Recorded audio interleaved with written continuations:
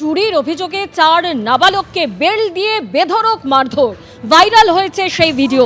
ডালখোলায় গাড়ির শোরুমে চুরির অভিযোগ।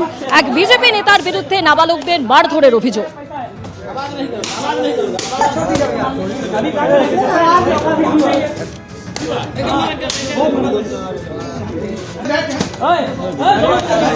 এটা বলছে না, শুন না।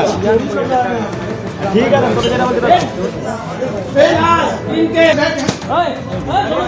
টেলিফোনে আমাদের প্রতিনিধি সুদীপ চক্রবর্তী আমাদের সঙ্গে রয়েছেন। সুদীপ, আমরা সেই ভাইরাল ছবি দেখতে পাচ্ছি যেখানে 4 জন নাবালক, তাদেরকে বেল্ট দিয়ে বেধড়ক মারধর করা হচ্ছে এবং অভিযোগ এক বিজেপি নেতার বিরুদ্ধে। ঠিক কি হয়েছে, কি অভিযোগে এই ঘটনা? তবে সোনালি, তোমাকে বলি, ঘটনা কিন্তু গতকাল সন্ধ্যা নাগাদ ঘটেছে উত্তর দিনাজপুরের ডালখোলা থানা এলাকায় এবং পুরসভা এলাকায় ঘটনা ঘটেছে।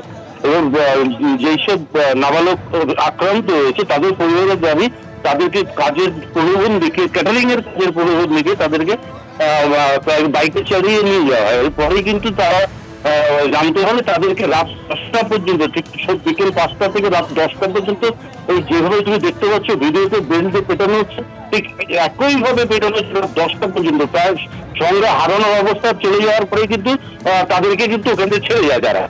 অভিযোগ যেটা রয়েছে যে যেই বিজেপির নেতা রয়েছে ওইখানকার প্রাক্তন বিজেপি যুব সভাপতি, সভাপতি ছিল এবং 22 নম্বর ওয়ার্ডে তোমার ডালখোলা যে পৌরসভার নির্বাচন 22 সালে যে পৌরসভার নির্বাচনে ছিল সেই নির্বাচনে কিন্তু বিজেপির প্রতিদ্বন্দ্বিতা করছিল।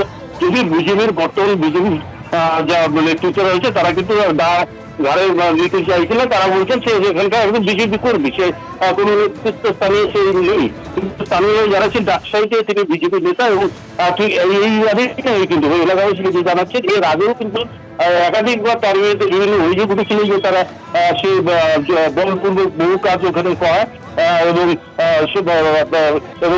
এলাকাবাসীদের তিনি তোয়াক্কাই করেন। কিন্তু গতকাল ঘটনা যখন আজ সকালে ভিডিও যে ভাইরাল হয়েছে, একেবারে সুদীপ তুমি আমাদের সঙ্গে থাকো। যে ভাইরাল ছবি আপনাদের সামনে তুলে ধরছি, ডালখোলার গাড়ির শোরুমে চুরির অভিযোগ এবং সেই অভিযোগে 4 নাবালককে বেল্ট দিয়ে বেধড়ক মারধরের অভিযোগ এক বিজেপি নেতার বিরুদ্ধে। আক্রান্ত এক নাবালকের মা কি বলছেন, কি অভিযোগ করছেন শুনুন। 5 बजे शाम से मारते मारते 10 बज गया रात, मारते हैं सब बच्चा को। अभी मांग करते अर्जुन को सजा होना चाहिए, इंसाफ चाहिए, चाहिए सजा होना चाहिए। किसी को बच्चा को जान से मारेगा, अर्जुन को सजा होना चाहिए तो होना चाहिए। मेरा बच्चा कौन गलती किया, इस पर मेरा बच्चा को पकड़ा चोरी करते। वीडियो दिखाओ, तेरा कैमरा है दिखाओ। मेरा बच्चा सब खेलते, सब बच्चा खेलता है, लेकिन नहीं, मेरा बच्चा को डायरेक्ट झूठ बोल के पोल्ट्री से घर से बुला के लेके चल गया मेरा बच्चा। और बोलता है कि बोले तुम स्वीकार करो चोरी की है ना तो तेरा किडनी निकाल लेंगे। मेरा पास डॉक्टर है, मेरा बच्चा को बोल रहा है मेरा पास डॉक्टर है, तुम स्वीकार करो कि हम चोरी किए हैं ना तेरा किडनी निकाल लेंगे।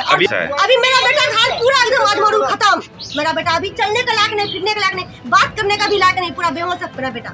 বৈধ ভোটার হওয়া সত্ত্বেও বারবার এসআইআর পর্বে ভোটার তালিকা থেকে বাদ। আর এই বিষয় নিয়ে জীবনতলা থানায় 7টি অভিযোগ দায়ের করা হলো জ্ঞানেশ কুমারের বিরুদ্ধে। আরো বিস্তারিত জানতে কথা বলবো, আমাদের প্রতিনিধি সুকান্ত মুখোপাধ্যায় আমাদের সঙ্গে রয়েছেন। সুকান্ত, কি খবর রয়েছে? দেখো, কিছুক্ষণ আগেই জীবনতলা থানাতে মুখ্য নির্বাচন কমিশনার জ্ঞানেশ কুমারের বিরুদ্ধে 7টি লিখিত অভিযোগ দায়ের করেছেন এবং যারা এই অভিযোগ দায়ের করেছেন তাদেরকে সে থানাতে পূর্ব ক্যানিং এর যিনি বিধানসভার বিধায়ক শওকত মোল্লা তিনি নিজেই নিয়ে গিয়েছিলেন এবং এই 7 জন তারই বিধানসভার বাসিন্দা। তাদের যেটা অভিযোগ যে 2002 সালে তারা ভোট দিয়েছিলেন, কিন্তু তারপরেও তাদেরকে এনুমারেশন ফর্ম তাদেরকে দেওয়া হয়েছিল।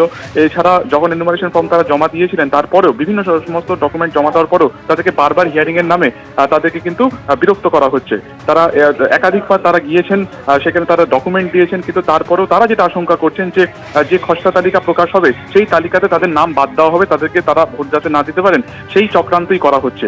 এবং সেই সংক্রান্ত বিষয়ে তারা মুখ্য নির্বাচনী কমিশনার জ্ঞানেশ কুমারের বিরুদ্ধে কিন্তু এই লিখিত অভিযোগ দায়ের করেছেন। পুলিশের তরফে সেই লিখিত অভিযোগ ইতিমধ্যে অ্যাকসেপ্টেড করা হয়েছে। এই ব্যাপারে কি করা যায় সেটা তারা আলোচনা করছেন এবং যদিও স্থানীয় বিজেপির যারা নেতারা রয়েছেন তাদের যেটা বক্তব্য যে এই গোটা বিষয়ের নেপথ্যে রাজনীতি রয়েছে, তার কারণ 28 তারিখে চূড়ান্ত ভোটার তালিকা পেশ হবে এসআর প্রসিডিংস এর পরে, কিন্তু তার আগেই কিভাবে এই 7 জন তারা লিখিত অভিযোগ দায়ের করছেন এই আশঙ্কা করে যে তাদের নাম বাদ যেতে পারে। ফলত এটা পুরো যে কমপ্লেন বা পুরো যে লিখিত অভিযোগ সেটার নেপথ্যে রাজনীতি রয়েছে বলেই কিন্তু বিজেপির তরফে বলা হচ্ছে। অন্যদিকে শওকত মোল্লা তিনিও কিন্তু পরিষ্কার বলেছেন যে এই 7 জন তারা কিন্তু এ রাজ্যেরই বাসিন্দা, কিন্তু তাদেরকে বিভিন্ন নথিপত্রের নামে বিএলও কখনো ডাকছে নিজের কাছে, কখনো তাদের ডকুমেন্ট চাওয়ার নাম করে বারবার হিয়ারিং এ ডাকা হচ্ছে। ফলত সার্বিকভাবে তাদের ক্ষতি হচ্ছে, তারা দিন আনি রুজি রোজগার করেন, ফলত বারবার এই যাওয়াতে তাদের রোজগারও কিন্তু প্রচুর ক্ষতি হচ্ছে। ফলত সার্বিকভাবে বেলা 11টা নাগাদ এই 7টি অভিযোগ দায়ের করা হয়েছে 7 জনের তরফে। সুকান্ত, তুমি আমাদের সঙ্গে থাকো। জীবনতলা থানায় আজকে তৃণমূল বিধায়ক শওকত মোল্লা যাদের নাম ভোটার তালিকা থেকে বারবার বাদ যাবার অভিযোগ উঠেছে তাদের নিয়ে যান এবং সেখানে 7টি অভিযোগ দায়ের করা হয় নির্বাচন কমিশনার জ্ঞানেশ কুমারের বিরুদ্ধে। আর শওকত মোল্লা এই নিয়ে কি বলছেন আপনাদের শোনাবো, পাশাপাশি রাখবো বিজেপির কি প্রতিক্রিয়া। আমার এই এলাকার যারা ভোটার 2002 সালেও বাবা মায়ের সঙ্গে লিঙ্ক আছে, পরিবারের সঙ্গে লিঙ্ক আছে, সমস্ত পেপারপত্র মাঝখানে এলো, তাদের হিয়ারিং হলো, তারপরও প্রত্যেকের নাম পাঠানো হয়েছে। এই বিধানসভায় প্রায় 33,000 নাম গত 3 দিনে এসছে। এই ইলেকশন কমিশন যিনি আছে মিস্টার জ্ঞানেশ কুমার পরিকল্পিতভাবে বিজেপির দালালতি করে সাধারণ গরিব মানুষের ভোটাধিকার কেড়ে নিতে চাইছে। জ্ঞানেশ কুমার নামে এফআইআর করলাম এবং আজকে বিকেলে ভাঙড় বিধানসভায় জ্ঞানেশ কুমারের নামে আমরা এফআইআর করব। এই ধরনের বিজেপির দালালতি করে কোন ইলেকশন কমিশন এই সর্বপ্রথম আমরা এই ভারতবর্ষের মাটিতে দেখলাম, এই বাংলার মাটিতে দেখলাম। 33,000 নাম এসছে, তার 90% হচ্ছে মুসলিম সংখ্যালঘু। দেখে সংখ্যালঘু মুসলমানদের ভোট কাটা হচ্ছে কেন? সংখ্যালঘুদের ভোট কেটে বিজেপির হাতটাকে শক্তিশালী করার যে চক্রান্ত জ্ঞানেশ কুমার করছে, আমি মনে করি এই চক্রান্ত বাংলার মানুষ সাকসেসফুল হতে দেবে না, সফল হতে দেবে না। পূর্বে বিধায়ক শওকত মোল্লা মূর্খের মতো কাজ করছেন। তার কারণ এখনো নির্বাচন কমিশন পশ্চিমবঙ্গের ফাইনাল ভোটার লিস্ট, ভোটার তালিকা প্রকাশ করেনি। তার আগে তিনি কি করে বুঝলেন যে এদের নাম বাদ যাবে? 7 জনকে ভুল বুঝিয়ে উস্কানি দিয়ে নির্বাচন কমিশনার জ্ঞানেশ কুমারের বিরুদ্ধে এফআইআর করছেন। যে পুলিশ বা যে থানায় এই এফআইআর করছেন তারাও কি দলদাস হয়ে গেছে? তারাও কি আইন কানুন সংবিধান ইত্যাদি কিছু বোঝে না? তারা কি জানে না যে নির্বাচন কমিশনের বিরুদ্ধে এফআইআর করা যায় না?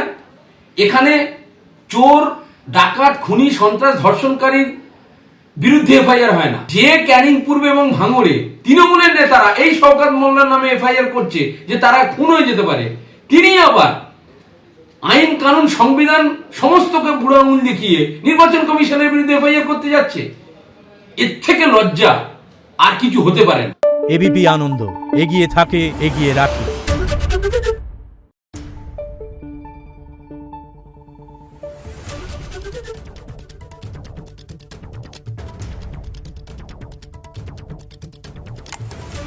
Thank you.